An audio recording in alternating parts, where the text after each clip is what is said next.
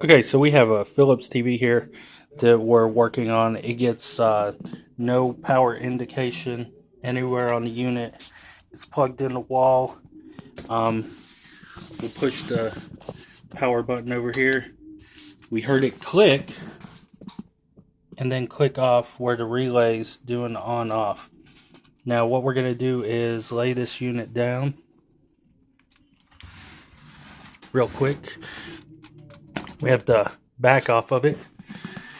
So we think that the unit has a power board problem. So we're going to take a look at this over here. See all the caps are good. We see that the fuses are good. Notice that this is a high voltage fuse. It's a screw-in cap. And then this is a ceramic inline fuse. So we're going to push this power button again. So we hear that the relay's turning on and off. But we're not seeing anything switch out. And it's one of the relays over here. Now we see that that fuse is good also. So what we're going to do is take this power board out and then check it and see what we can find and go from there. Okay, so we have our hood lamp here. We're just going to go over top of here and take a look at this board.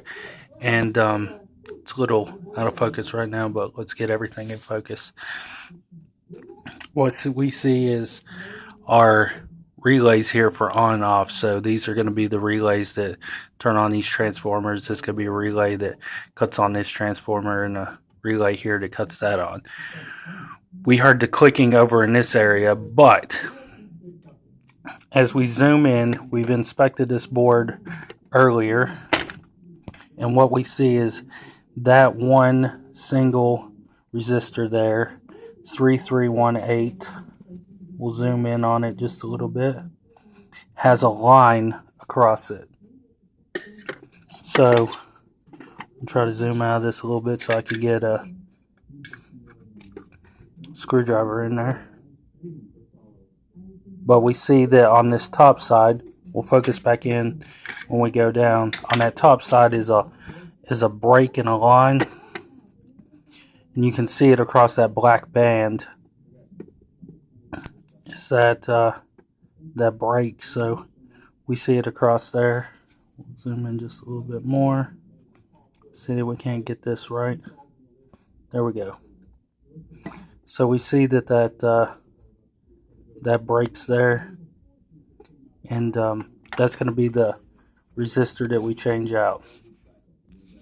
That's where we're going to start our repair.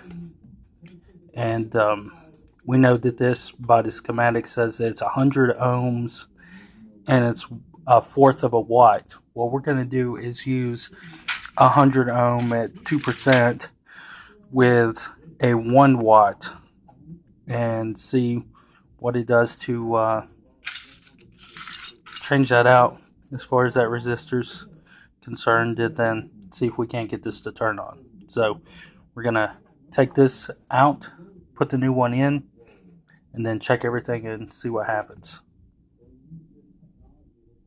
So now that we have taken this resistor off, we see that there is an actual burnt spot on the board. So we know that that physically did burn through on that resistor, and we need to replace it out. So we'll get the other resistor put in, soldered in, clipped, and then next thing we'll do is put the board in the unit and then test it and see if we can't get it to turn on. Okay, so we're back to this Philips unit here. I'm going to try to do this. We got no power light over there. So we're going to take and we got it plugged in. We're going to push the power. We hear it turn on and engage. We see a green light over there in the corner. It's kind of hazy until this gets in focus. And then we see the input at the top where it's at mute. So we know that the unit's working. We'll try to change the channels.